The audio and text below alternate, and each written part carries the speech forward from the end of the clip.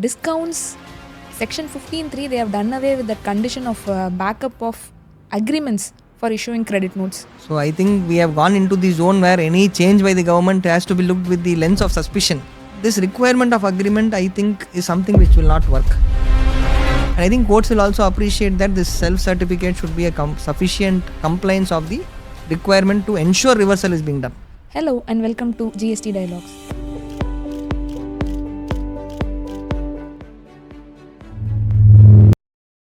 There's another amendment along with this rates rationalization that has been brought out in GST and which is having significant impact in addition to the other amendments.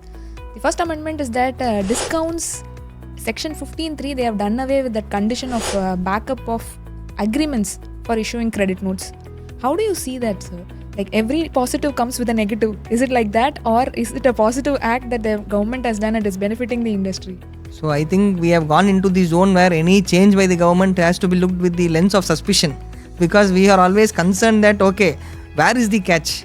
Is this amendment being made to undo something which was ruled in favor of the assessee, or it is done to block something which the government does not want the assessee to enjoy? I think all amendments cannot be looked in that way per se. Government also have done their efforts to simplify the law. In this context, I think clearly they have noted that there is a big pain in the industry. Like some of our clients where they are into cement, FMCG and other products. This condition of having an agreement to pass on the benefit of a discount and also giving a GST credit note was becoming a big headache, because they will have dealers in the counts of thousands. So also the practical challenge was the type of discounts also were varying. When I have a dealer agreement, it is going to be done on day one with that dealer maybe. This dealer may be there with me for 20 years, 30 years. I cannot keep having a addendum or a new deed every year. Then practically I cannot do my business. The type of discounts also keep evolving. As times evolve, the products evolve, schemes evolve, type of discounts also will evolve. So one thing which government also has understood is that this requirement of agreement, I think, is something which will not work. Effectively what they want to ensure are only two things. One, the benefit of this GST credit note, which is going to be reduction in the output tax of the supplier. In this case, I will take a case of a manufacturer. Once he is reducing the output liability, the credit taken by the dealer, in this case as a recipient, has to also reverse the ITC, because it cannot be a case where the government is going to lose out on the tax revenue. Only if there is a reduction of output tax backed by a reversal of ITC, it is a neutral effect for the government, because ultimately government says, okay boss, you paid a tax, you adjust it, you reduce your credit. That is the, I think, only expectation from their side. So that condition still continues, but they felt okay, this agreement is becoming too complicated.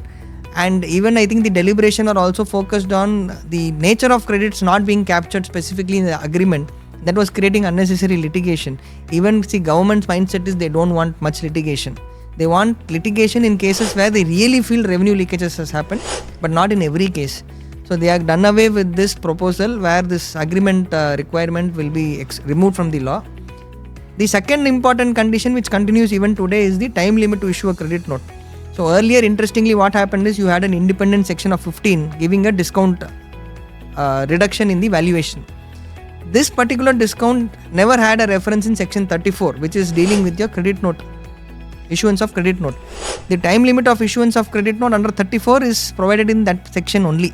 So that lacuna in the law has been corrected, where this 34 also has a reference of discount now, because the earlier reference was only sales return, excess price charge, or any deficiency in the supply being done. So now discount is going to be the fourth category there.